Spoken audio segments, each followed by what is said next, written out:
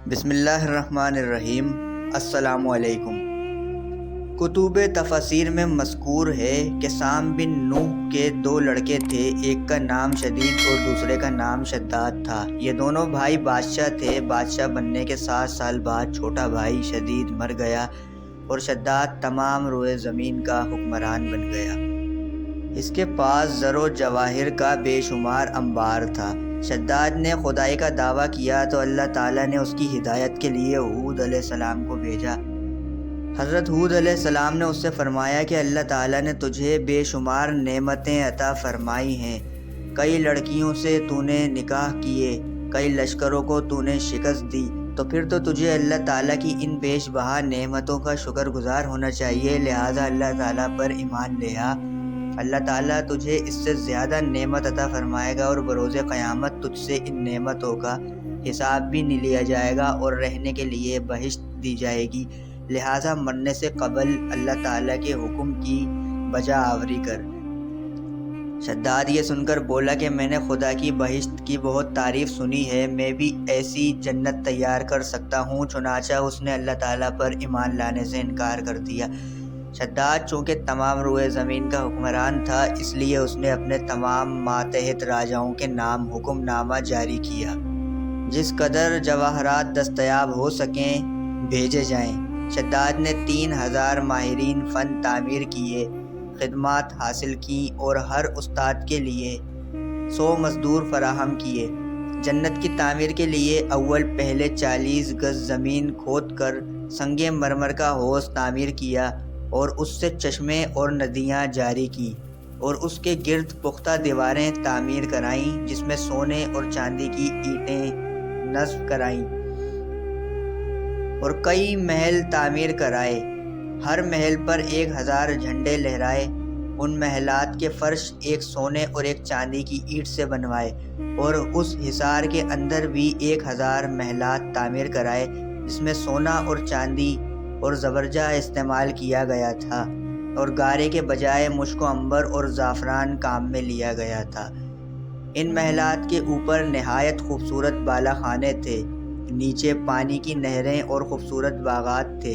ان باغات کے درختوں کے تنے خالص چاندی سونے کے تھے، شاخیں یاقوت سرخ اور پتے زمرد یا زبرجد سبز کے اور شگوفے چاندی سونے کے تھے۔ ہر درخت کے درمیان ایک پھلدار درخت نصب کیا گیا تھا جو سونے چاندی کے خول سے برآمد ہوتا تھا، اس پر قسم قسم کے پھل آتے تھے۔ آب رواں میں موتی اور مرجان کے سنگریزے نہایت خوبصورت معلوم ہوتے۔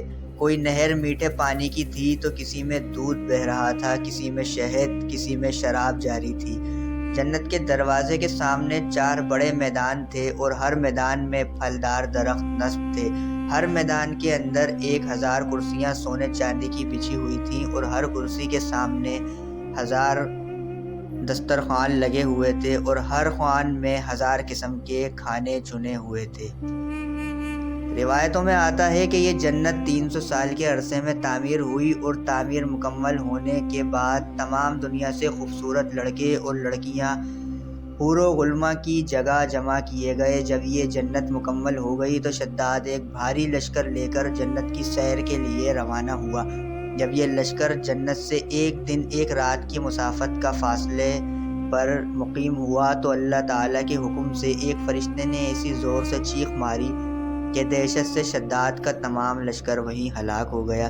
چنانچہ شداد نے اپنے 200 خاص غلاموں کے ہمراہ جنت کے قریب پہنچا تو ان غلاموں کو ان 4 میدانوں میں بھیج دیا، اور خود ایک غلام کو ساتھ لے کر گھوڑے پر سوار جنت کے دروازے پر پہنچا۔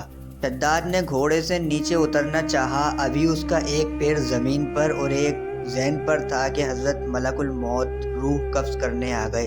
شداد نے کہا مجھے اتنی مہلت دو کہ میں ایک نظر جنت تو دیکھ لوں، تو ملک الموت نے کہا کہ مجھے اللہ تعالیٰ کا حکم نہیں ہے۔ شداد نے دوبارہ کہا اچھا ذہن سے پیر تو نکال لوں، ملک الموت نے انکار کر دیا اور اسی حالت میں اس کی روح قبض کر لی۔ یہ واقعہ تفسیر المعالم اور دیگر کتب تفاسیر میں موجود ہے۔ قرآن مجید میں اس واقعے کا کوئی ذکر نہیں ملتا، اور نہ ہی یہ واقعہ کسی صحیح حدیث سے ثابت ہے۔ مختلف تفاسیر کی کتاب میں یہ واقعہ نقل کیا گیا ہے۔ انشاءاللہ پھر حاضر ہوں گے ایک اور معلوماتی ویڈیو کے ساتھ۔ اللہ حافظ۔